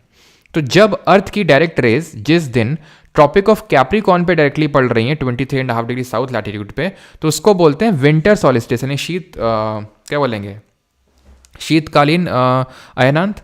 और जब ट्रॉपिक ऑफ कैंसर पे डायरेक्ट रेज पड़ रही होंगी, ठीक है, ये मान लेते हैं ट्रॉपिक ऑफ कैंसर है, तो उसको बोलते हैं समर सॉलिस्टिस। ये दिन होता है 21 जून का और ये दिन होता है 22 दिसंबर का। 21 जून को लॉन्गेस्ट डे होता है, नदर्न हेमिस्फीयर की बात कर रहे हैं, उत्तरी गोलार्ध, क्योंकि हमारा जो भारत है, जो हमारा इंडिया है, वो आपको पता है ना कि ट्रॉपिक ऑफ कैंसर बीचों बीच से होकर गुजर के जाती है इंडिया के, तो इंडिया पूरी तरह से नदर्न हेमिस्फीयर में है। तो जो लॉन्गेस्ट डे नदर्न हेमिस्फीयर में हमें देखने को मिलता है उत्तरी गोलार्ध, और सबसे शॉर्टेस्ट नाइट, सबसे छोटी रात। वहीं पे अगर हम 22 दिसंबर की अगर बात करेंगे तो शॉर्टेस्ट डे होता है इस दिन, और सबसे लंबी रात होती है, शॉर्टेस्ट डे। ठीक, अब 2 दिन ऐसे होते हैं साल में जहां पर पूरी पृथ्वी पे, पूरी अर्थ में इक्वल डे और इक्वल नाइट होता है, उसको इक्विनॉक्स बोला जाता है। एंटायर अर्थ जब एक्सपीरियंस करती है equal days and nights, entire Earth experience equal day and equal night. यहाँ पे तो नहीं है ना, समर सॉलिस्टिस में तो नदर्न हेमिस्फीयर वालों को लंबा दिन मिल रहा है, छोटी रात मिल रही है, और विंटर सॉलिस्टिस वाले केस में सदर्न हेमिस्फीयर वालों को लंबी दिन मिल रहा है और छोटी रात मिल रही है, और नदर वालों का इसका उल्टा। इक्विनॉक्स में सब हर जगह इक्वल डेज इक्वल नाइट, और ये 2 दिन होते हैं इक्विनॉक्स, एक तो 23 सितंबर को और एक 21 मार्च को। जो 21 मार्च को होता है उसको वर्नल या फिर स्प्रिंग इक्विनॉक्स के नाम से जाना जाता है, और जो 23 सितंबर को होता है उसको ऑटमनल इक्विनॉक्स के नाम से जाना जाता है। ठीक है, क्लियर हो गया। तो समर सॉलिस्टिस कब होता है? 21 जून को, और सॉलिस्टिस का मतलब क्या है ये भी आप समझ गए।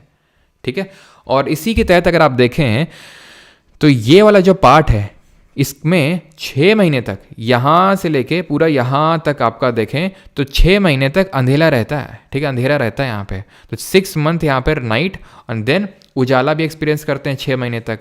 ये बोलते हैं फ्रिजिड जोन। ठीक है, ये जो 66.5 डिग्री 66.5 डिग्री नॉर्थ लैटिट्यूड है, ये 66.5 डिग्री साउथ लैटिट्यूड है, इसको बोलते हैं आर्कटिक वृत्त यानी आर्कटिक सर्कल।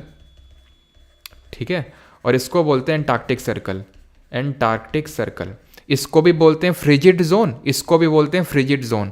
तो फ्रिजिड जोन जो होते हैं नॉर्थ और साउथ पोल, 6 महीने दिन और 6 महीने रात को एक्सपीरियंस करते हैं। Who among the following was a Roman Catholic missionary who worked in Bengal for the majority of his or her life? निम्नलिखित में से कौन एक रोमन कैथोलिक मिशनरी था जिसने अपने अधिकांश जीवन बंगाल में काम किया? किसने किया? तो ये मदर टेरेसा ने किया। और जरा बताइए कि इनको नोबेल प्राइज कब मिला? क्यों? क्योंकि she is the first Indian women to get the Nobel prize. First women कौन है, कोई बताएगा? फर्स्ट विमेन कौन था जिनको नोबेल मिला? तो नोबेल प्राइज इनको कब मिला? 1979 में, 1979 में मिला। और फर्स्ट होंगी आपकी मैरी क्यूरी। ठीक है, मैरी क्यूरी।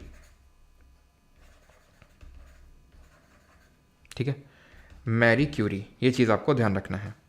और she was the first women, और फर्स्ट पर्सन भी थी। ठीक है, फर्स्ट वेमेन भी थी और फर्स्ट पर्सन भी थी जिनको कि नोबेल से नवाजा गया था। कब? 19 क्या लिख दिया यार मैंने, ये नोबेल 1979 मिला था, फर्स्ट वेमेन। ठीक है, फर्स्ट वेमेन तो मैरी क्यूरी। कब मिला था इनको? 1903 में, 1903 में इनको नोबेल मिला था प्राइज़। ठीक है, फिजिक्स के लिए, बिकॉज इन्होंने रेडियो एक्टिविटी में काम किया था इन्होंने काफ़ी, है रेडियो एक्टिविटी को लेकर। ऑलराइट, आगे बढ़ा जाए। 18th, the book your best day is today, यानी कि आपका जो बेस्ट सबसे बढ़िया दिन है वो आज ही है। कितनी अच्छी लाइन है ना। तो वो किसने लिखी है बुक? ये पोप फ्रांसिस ने, गौरी खान ने, अनुपम खेर ने, या फिर मीना अय्यर ने? तो ये बुक लिखी गई है bye Anupam Kher, option number 3। अच्छा, कल हमने जो बुक्स मतलब पढ़ी थी उनको रिकॉल करें तो अनटचेबल किसने लिखी?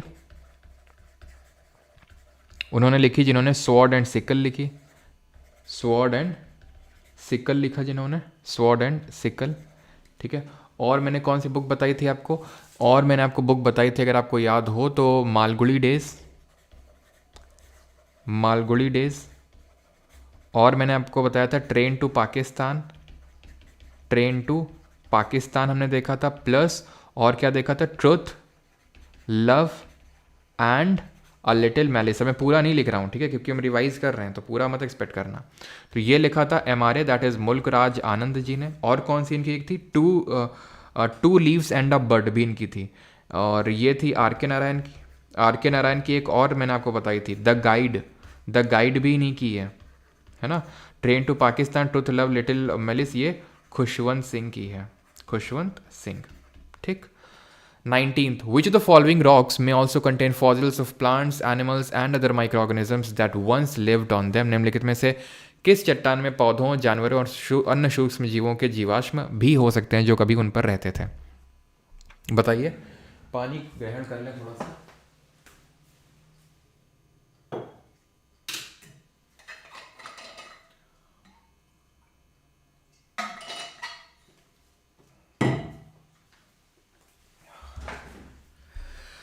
हाँ जी। तो तब तक, जब तक मैं आपको रॉक का फॉर्मेशन बताता हूँ, तब तक आप ये बताओ रॉक की स्टडी को क्या बोलते हैं एंड रॉक की एज को कैसे निकालते हैं। तो होता क्या है कि जो अंदर मैग्मा या लावा भरा हुआ है हमारी अर्थ के इंटीरियर में, तो वही जब बाहर आता है तो रॉक बनता है। ठीक, इतना बात आपको पता है। यानी कि सॉलिडिफिकेशन ऑफ मैग्मा, जब मैग्मा अंदर होता है तो वो मैग्मा कहलाता है, बाहर आता है तो लावा बन जाता है। तो जब उसका सॉलिडिफिकेशन होता है, जब वो जम जाता है, तो सॉलिडिफिकेशन ऑफ मैग्मा या फिर लावा से ही कौन सी हमारी चट्टान बनती है? बनती है इग्नियस रॉक, जिसको कि प्राथमेय चट्टान या फिर प्राथमिक चट्टान भी ही बोलते हैं। ठीक है, इग्नियस रॉक। क्लियर हो गया। अब इस इग्नियस रॉक पे अगर मान लेते हैं इरोजनल एजेंट्स काम कर रहे हैं, अपरदन वाले कुछ एजेंट काम कर रहे हैं। इरोजनल एजेंट मतलब विंड, हवा चली, पानी, वाटर, ग्लेशियर, तो ये सब क्या करते हैं? तोड़ देते हैं इस चट्टान को। तोड़ के इसके सेडिमेंट यानी कि इसके जो छोटे छोटे पत्थर आप बोल सकते हैं, वो डिपॉजिट करेंगे। ठीक है, और उनका होगा लिथिफैक्शन और वो बन जाएगी सेडिमेंट्री रॉक। तो सेडिमेंट्री रॉक कैसे बनी?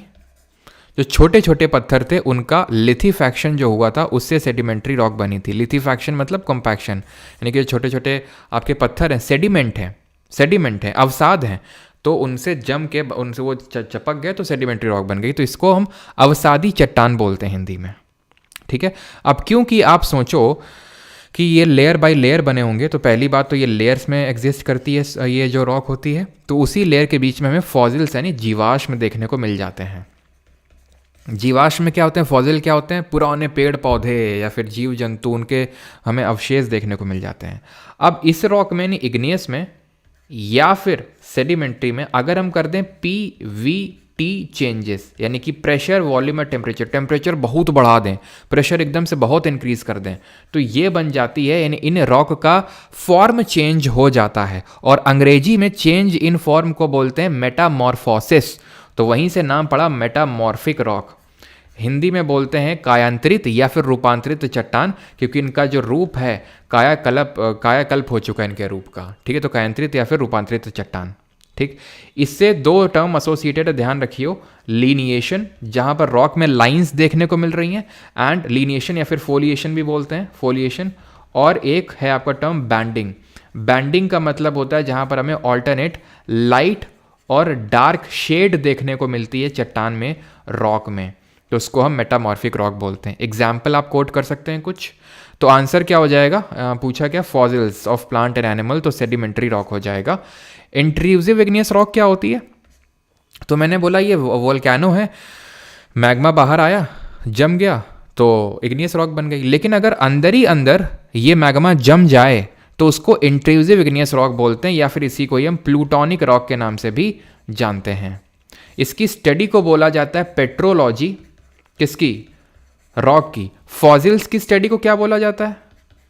इसके अध्ययन को क्या बोलते हैं? और इसकी एज कैसे निकालते हैं? Carbon dating. ठीक है, कार्बन डेटिंग, जहां पर हम कार्बन के C14 आइसोटोप का यूज करते हैं, समस्थानिक का। स्टडी को इसको बोलते हैं पिलियंटोलॉजी। पिलियंटोलॉजी, इतना चीज ध्यान रहेगा। एंड इग्नियस के अगर एग्जाम्पल्स में यहां पे लिखूं तो that would be Gabru, granite, basalt and pumice. याद रहेगा। सेडिमेंट्री, ध्यान रखना, 3 फॉर्म में एग्जिस्ट करती है। 3 फॉर्म कौन सी हैं? Chemically formed, organically formed and mechanically formed, अगर कभी पूछ ले। ठीक है, मैकेनिकली फॉर्म्ड। कौन कौन से इसके एग्जाम्पल्स हैं? लाइमस्टोन, सैंडस्टोन, चॉक, ये सब इसके एग्जाम्पल हैं। मेटामॉर्फिक के मार्बल, क्वार्ट्जाइट, छिस्ट, ये सब इसके एग्जाम्पल है। क्वार्ट्ज कोई रॉक नहीं होती है, quartz is not a rock, ये एक मिनरल होता है, ध्यान रखना। क्वार्ट्ज कोई रॉक नहीं होती, क्वार्ट्जाइट है मेटामॉर्फिक रॉक, ठीक है।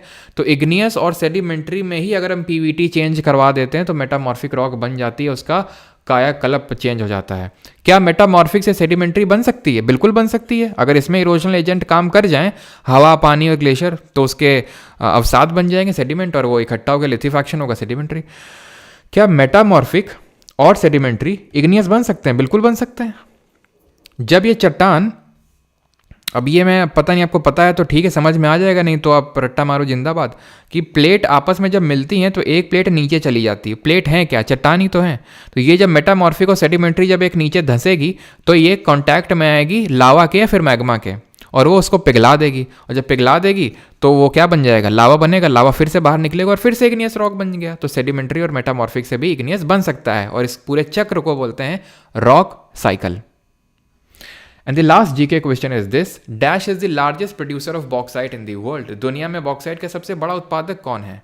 चाइना है, ऑस्ट्रेलिया है, यूएसए है, या फिर इंडिया है? तो सबसे वर्ल्ड का लार्जेस्ट, और इंडिया तो नहीं है, ठीक है। इंडिया में सबसे बड़ा प्रोड्यूसर कौन सा है? लार्जेस्ट प्रोड्यूसर स्टेट इंडिया में कौन सा है बॉक्साइट का? तो आंसर इसका ऑस्ट्रेलिया है, और लार्जेस्ट प्रोड्यूसर स्टेट है ओडिशा। उड़ीसा सबसे ज़्यादा उत्पादन करता है बॉक्साइट का। बॉक्साइट किसकी ओर है? किस मेटल की ओर है ये बॉक्साइट? तो bauxite is an ore of अयस्क की, किसकी है? एल्यूमिनियम की। क्या आपको पता है कि साउंड की जो स्पीड होती है वो स्टील से भी ज़्यादा एल्यूमिनियम में होती है। साउंड की स्पीड हाईएस्ट होती है इसमें, और इसको हम एयरक्राफ्ट बनाने में भी यूज़ करते हैं क्योंकि काफ़ी लाइट मेटल होता है ये, ठीक है। और एल्यूमिनियम की जो कुछ, अगर मैं बात करूँ माइंस वगैरह, ठीक है, माइंस किसकी? बॉक्साइट की। तो बॉक्साइट की माइंस आपको, जैसे लोहार डागा है, लोहार डागा कहाँ पर पड़ता है ज़रा बताइए? लोहार डागा माइंस है। पंचपट माली है, कहाँ पर पड़ती है पंचपट माली? और जामनगर है, जामनगर कहाँ पड़ती है? तो अगर हम बात करेंगे तो लोहार डागा आपकी झारखंड में है, जेकेन शॉट शायद आपको याद रहेगा इससे, ठीक है। ओडिशा, पंचपट माली जो सबसे बड़ा प्रोड्यूसर है, टॉप मोस्ट प्रोड्यूसर है बॉक्साइट का। जामनगर आपका कहाँ पर है? गुजरात में, ठीक है। अगला है, अब आते हैं साइंस पे। तो 20 में आपने कितना स्कोर किया जल्दी से आप बताएंगे? 20 में आपका कितना क्या स्कोर रहा जल्दी से सभी लोग बताइए। हिंदी में PDF अवेलेबल करवा दीजिए सर। बस आते हो यार तुम लोग कमेंट करके निकल जाते हो। कम से कम 3-4 बार लेक्चर में बता चुके हैं, लेकिन ना बार बार वही हिंदी में अवेलेबल करवा दीजिए, हिंदी में अवेलेबल करवा दीजिए, हैं। अगर शुरू से आए होते लेक्चर में तो ये क्वेश्चन पूछना पड़ता तुमको। हम बार बार तो रिपीट करेंगे नहीं सेम चीज़ को। 18 आए हैं, ओके। आकाश के 14 हैं, 19 हैं दीपेंदु के, 6 तुषार, 14 रोहित, प्रिया 15, काजिम 14, लाल मिश्रा 15, रघुपति 15, ओके। अब साइंस से कर लेते हैं, ठीक है। तो ये पूछ रहा है पहला statement, salt of a strong acid and weak base are acidic with pH value less than 7। Salt कैसे बनता है? सॉल्ट बनता है जब एसिड बेस के साथ मिलता है तो वो सॉल्ट बनता है। अम्ल क्षार के साथ मिलकर लवण बनाता है, ठीक है। अब इसी रिएक्शन को हम बोलते हैं क्या? उदासीकरण अभिक्रिया, फिर अंग्रेजी में बोले तो न्यूट्रलाइजेशन रिएक्शन, है ना। जैसे मान लो मेरे पेट में एसिडिटी हो गई, ठीक है, क्योंकि एसिड ज़्यादा रिलीज हो गया। कौन सा एसिड रिलीज होता है जरा बताइए पेट में? कल हम लोगों ने पढ़ा था लास्ट में।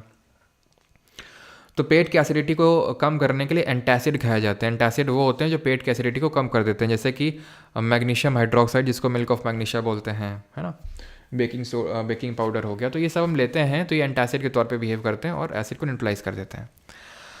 अब ये सॉल्ट एसिडिक होगा बेसिक, ये डिपेंड करेगा कि एसिड स्ट्रॉन्ग था या फिर बेस स्ट्रॉन्ग था। अगर एसिड स्ट्रॉन्ग था तो सॉल्ट एसिडिक होगा, pH वैल्यू 7 से कम होगी। अगर बेस स्ट्रॉन्ग था और एसिड वीक था तो फिर सॉल्ट बेसिक होगा। अगर मान लो दोनों स्ट्रॉन्ग थे और अगर दोनों वीक थे तो न्यूट्रल सॉल्ट होगा। लिखने की ज़रूरत तो नहीं है ना ये, कि अगर स्ट्रॉन्ग एसिड वीक बेस का सॉल्ट एसिडिक होगा, वीक एसिड स्ट्रॉन्ग बेस का सॉल्ट बेसिक नेचर का होगा, यानी pH 7 से ज़्यादा होगा। और दोनों ही स्ट्रॉन्ग होंगे और अगर दोनों ही वीक हुए तो न्यूट्रल सॉल्ट होगा, यानी pH 7 होगा। आपको ये बात आई थिंक पता होगी कि पीएच स्केल में 7 से कम मतलब होता है एसिड, और पीएच स्केल में 7 से ज़्यादा का मतलब होता है बेस यानी क्षार, है ना। तो पता होगा 7 इज़ अ न्यूट्रल वैल्यू।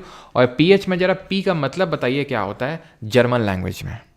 दूसरा statement is salt of strong acid and weak bases, सही है आपका ये, ठीक है। और क्या पूछा है, करेक्ट ही पूछा है। When electricity is passed through an aqueous solution of sodium chloride called as brine, it decomposes to form sodium oxide। ये बात बिल्कुल गलत है। जब हम NaCl लेते हैं, NaCl aqueous, इस NaCl aqueous को बोला जाता है ब्राइन, ठीक है। और इसमें हम इलेक्ट्रिसिटी पास करवाते हैं तो इसमें हमें देखने को मिलता है एक तो सोडियम हाइड्रोक्साइड बनता है, ठीक है, हाइड्रोजन निकलती है और क्लोरीन निकलती है। इस पूरे प्रोसेस को हम बोलते हैं क्लोर एल्कली प्रोसेस। क्लोर एल्कली क्यों बोलते हैं, क्योंकि एक तो क्लोरीन मिल रही है और ऊपर से एक एल्कली मिल रहा है, सोडियम हाइड्रोक्साइड एल्कली होता है।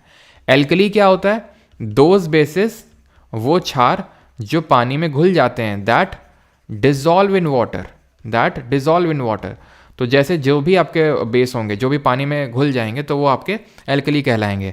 तो all alkalis are bases but vice versa is not true, यानी all bases are not alkalis. तो क्लोर एल्कली प्रोसेस हो गया ये जो दोनों निकलते हैं ये कैथोड में निकलते हैं, और ये जो क्लोरीन निकलती है बनती है ये एनोड में बनती है। इसी क्लोरीन का फर्दर हम यूज़ करते हैं ब्लीचिंग पाउडर बनाने में। ब्लीचिंग पाउडर ज़रा बताइए इसका फॉर्मूला क्या होता है, फार्मूला बताइए ब्लीचिंग पाउडर का क्या होता है। तो व्हेन इलेक्ट्रिसिटी, तो सोडियम ऑक्साइड नहीं सोडियम हाइड्रोक्साइड बनता है, तो only 1 will be the correct answer, ठीक है। ब्लीचिंग पाउडर होता है कैल्शियम हाइपोक्लोराइट, ड नहीं, कैल्शियम हाइपो क्यों, क्योंकि एक ऑक्सीजन है, हाइपोक्लोराइट, ठीक है, क्लोराइट, या फिर कैल्शियम ऑक्सीक्लोराइड भी बोलते हैं इसको, ठीक है। Which the following is a common type of bryophyta, निम्नलिखित में से कौन सा ब्रायोफाइटा का सामान्य प्रकार है। ऑप्शन है क्लैडोफोरा, मर्सीलिया, मर्चेंटिया, मोनोकॉट। क्या है ब्रायोफाइटा, तो जो हमारा प्लांट किंगडम होता है, तो जो पादप जगत होता है उसको हम क्लासीफाई करते हैं। सबसे पहले तो ये देखते हैं हम, ठीक है, कि एकदम बेसिक फॉर्म ऑफ प्लांट कौन सा होता है, बेसिक, जिसमें रूट और शूट हमें दिखती ही नहीं है, वेल डिफ्रेंशिएटेड, तो उसको हम बोल देते हैं थैलोफाइटा, ठीक है। थैली में सारी चीज़ें फैली हुई हैं, ऐसे करके याद कर लेते हैं, थैलोफाइटा। प्राइमरली इसमें आते हैं एल्गे। शैवाल में कभी आपने देखा है कि रूट शूट आपको दिख रही हैं, उतना अच्छे से नहीं दिखती हैं आपको, ज़्यादातर होती हैं बहुत ही ऐसे, मतलब ढंग से नहीं दिखती हैं, वेल डिफ्रेंशिएटेड नहीं होती हैं वो थैलोफाइटा। तो प्राइमरली एल्गे आते हैं। अब इसके मैं एल्गे में ज़्यादा डीप में जा नहीं रहा हूँ, green algae, red algae, brown algae, उसके ज़्यादा डेप्थ में जा नहीं रहा हूँ मैं आपको, ठीक है। वो जब एल्गे का कोई क्वेश्चन आएगा तो तब देखेंगे। देन फर्दर हम इसको 2 पार्ट में क्लासीफाई करते हैं कि भाई चलो थोड़ा सा डेवलप्ड निकालते हैं। थोड़ा सा डेवलप्ड मतलब कि ये वाले थोड़े से डेवलप्ड हो जाएंगे जब हम देखने वाले हैं इसके कंपैरिजन में थैलोफाइट। अब हम ये देखेंगे कि किसमें वेल डिफ्रेंशिएटेड रूट और शूट तो हैं लेकिन कंडक्टिंग टिश्यू नहीं है। इससे तो डेवलप्ड है लेकिन उतना ज़्यादा डेवलप्ड नहीं है, बस एक स्टेप ऊपर कौन सा है, तो ये ब्रायोफाइटा है। क्या है ये, ब्रायोफाइटा है। ब्रायोफाइटा को हम बोलते हैं एम्फीबियंस ऑफ प्लांट किंगडम, पादप जगत के उभयचर। एम्फीबियन वो होते हैं जो पानी और जमीन दोनों में रह सकते हैं, यानी लैंड और वाटर दोनों में रह सकते हैं। एम्फीबियंस ऑफ प्लांट किंगडम, उनको ब्रायोफाइटा बोला जाता है। इसके एग्जाम्पल्स कोट करिए जल्दी से कमेंट में। इसमें जो मेल पार्ट होता है उसको हम एंथीरिडियम बोलते हैं, एंथीरिडियम, और जो फीमेल पार्ट होता है उसको हम आर्केगोनियम बोलते हैं, आर्केगोनियम। यहाँ पर जो मेल रिप्रोडक्टिव जो पार्ट जो होते हैं उनका transfer to the female part होता है थ्रू कंडक्शन होता है, वाटर के थ्रू या फिर एयर के थ्रू भी होता है ब्रायोफाइटा में।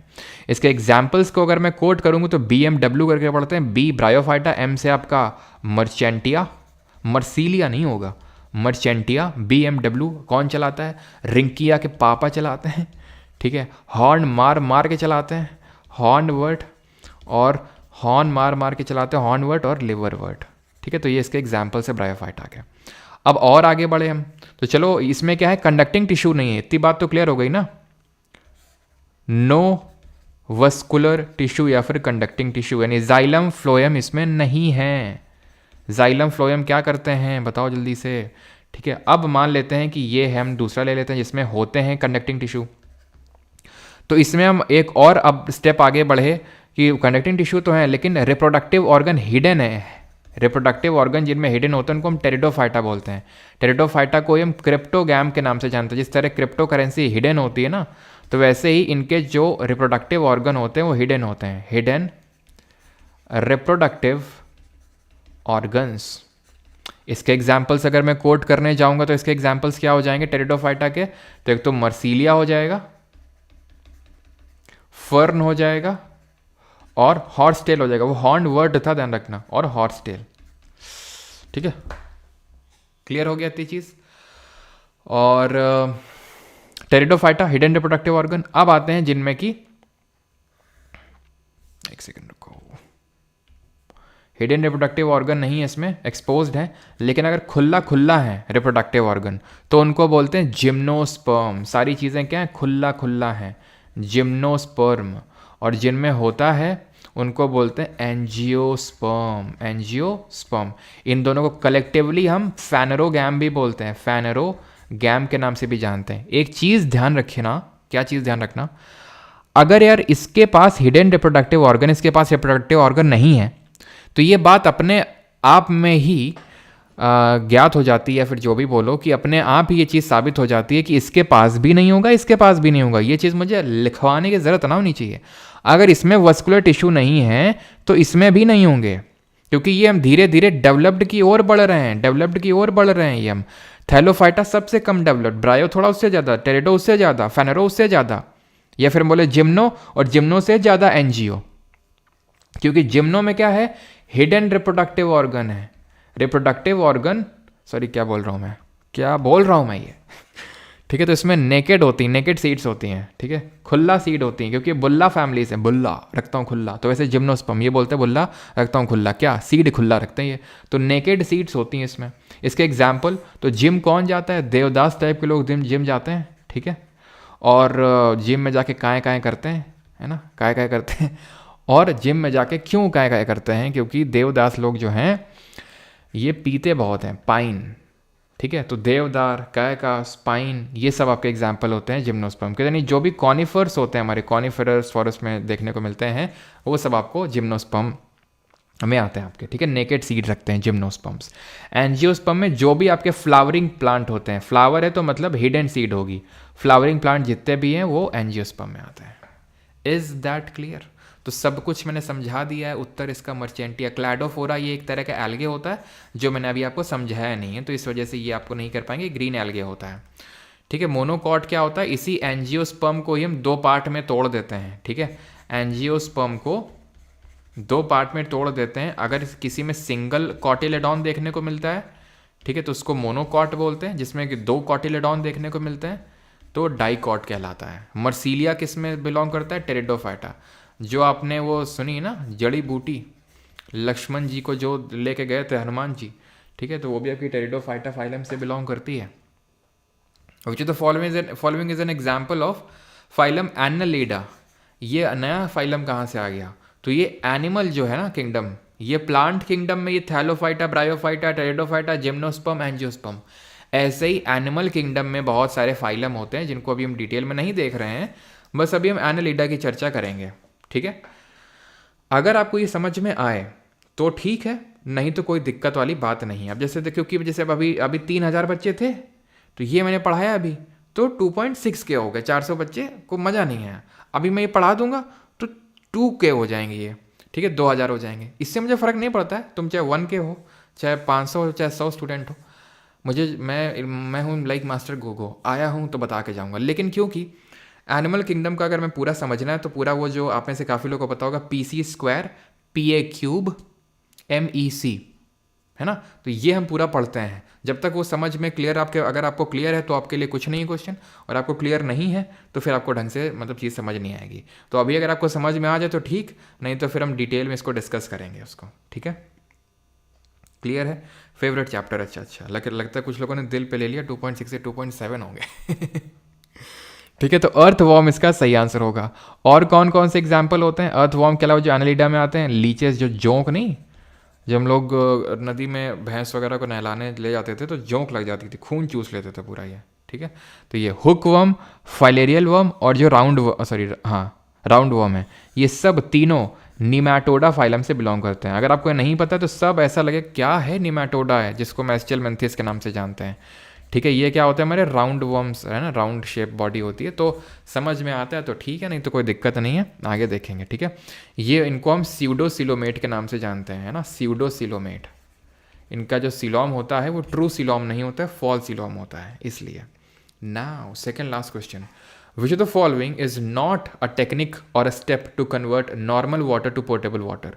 नॉर्मल पानी को जो होता है सामान्य पानी को पीने योग्य पानी बदलने की तकनीक या कदम नहीं है। फिल्ट्रेशन नहीं है, ब्रोमिनेशन नहीं है, बॉइलिंग नहीं है, फिर क्लोरिनेशन।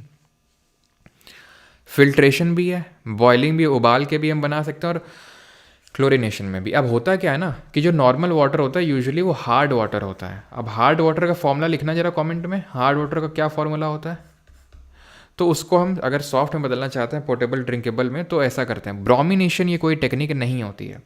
हार्ड वाटर अगर तुमने D2O लिखा है तो बिल्कुल गलत हो तुम, क्योंकि D2O होता है हैवी वाटर। हार्ड वाटर की जब बात करते हैं तो वो वाटर जिसमें कि कैल्शियम या मैग्नीशियम के सॉल्ट होते हैं, ठीक है, उस वाटर को बोलते हैं हार्ड वाटर।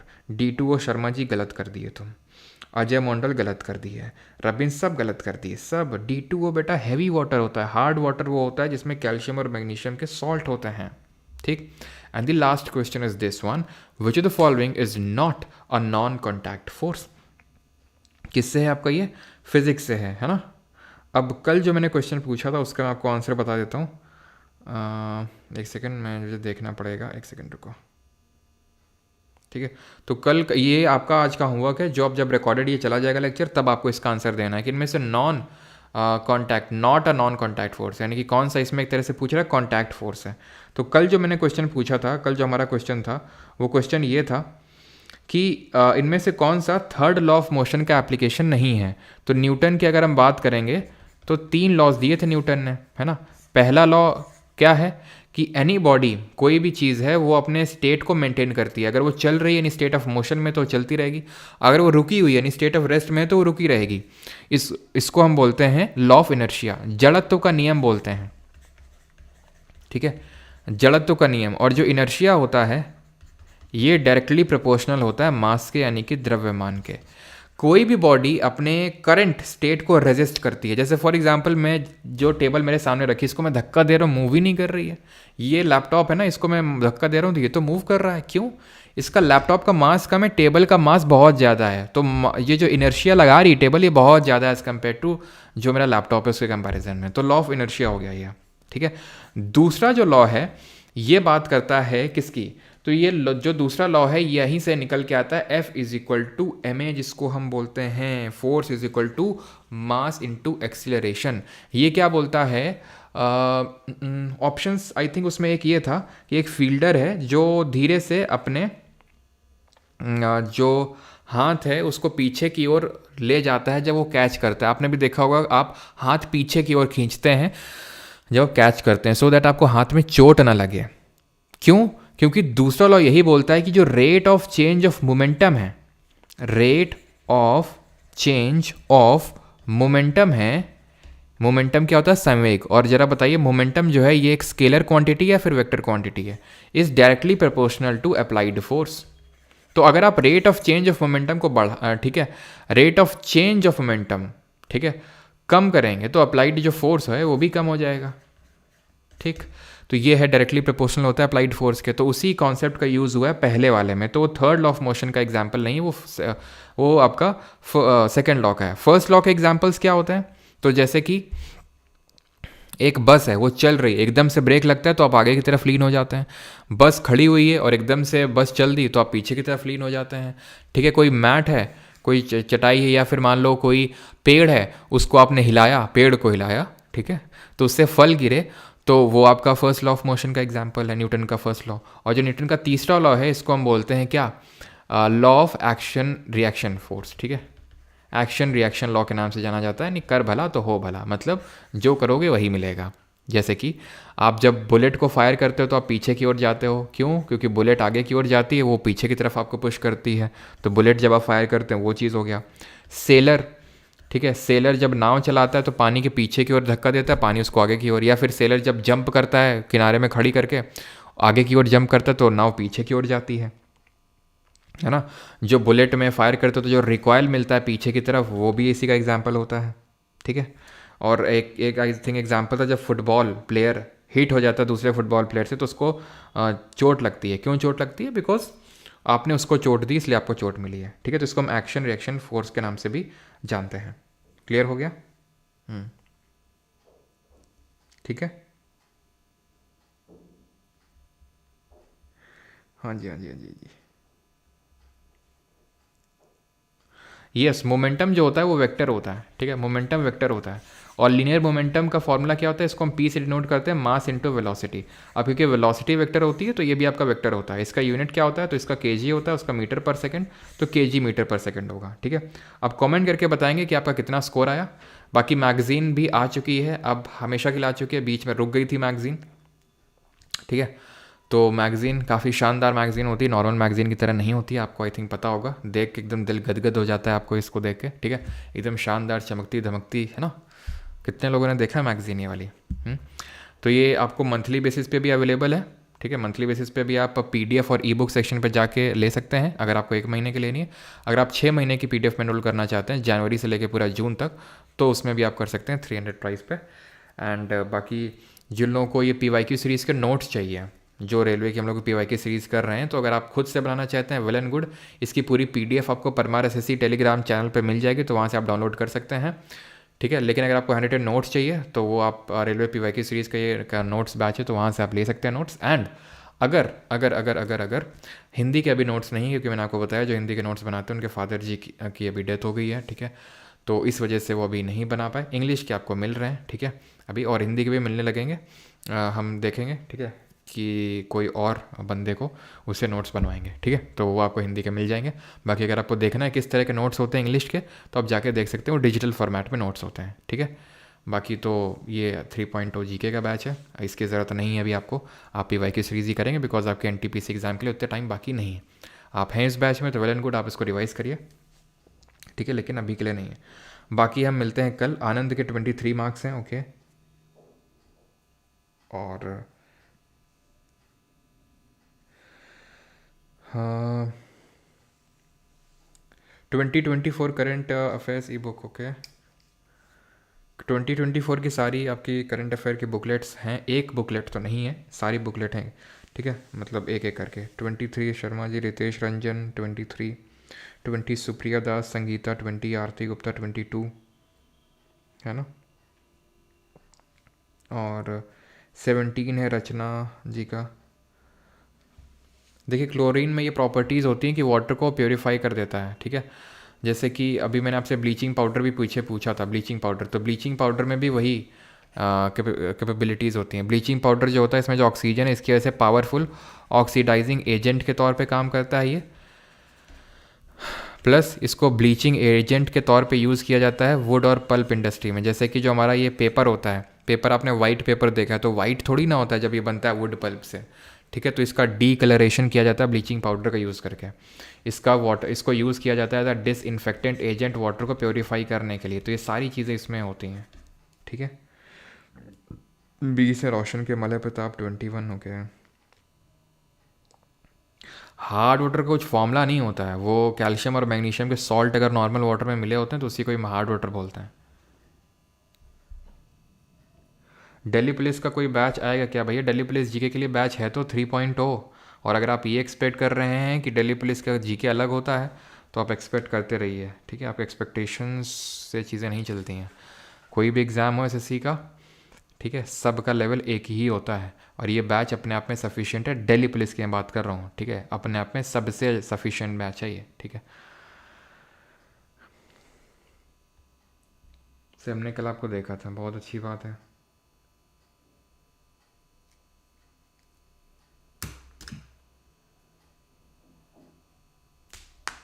डेमो कहाँ देखने को मिलेगा डिजिटल नोट्स का? ये परमार एकेडमी ऐप पे ही देखने को मिलेगा, या फिर वेबसाइट www.parmaracademy.in डाउनलोड करके आप जाएंगे तो ये कोर्स जो है ना, ये वाला जो कोर्स है इसी के अंदर मिल जाएगा आपको, ठीक है। जो पहला वाला नोट्स है वो फ्री है सभी के लिए, तो आप देख सकते हैं जाके, right. Thank you, thank you, thank you, thank you, धन्यवाद। मिलते हैं कल सेम टाइम पे। Remember, you have to be consistent, you have to do revisions, ठीक है, मल्टीपल रिविजन्स, कंसिस्टेंट रहना है, रिविजन करना है ना। और मिलते हैं कल से हम लोग रिविजन भी करेंगे शुरुआत में, ठीक है। थैंक यू, धन्यवाद।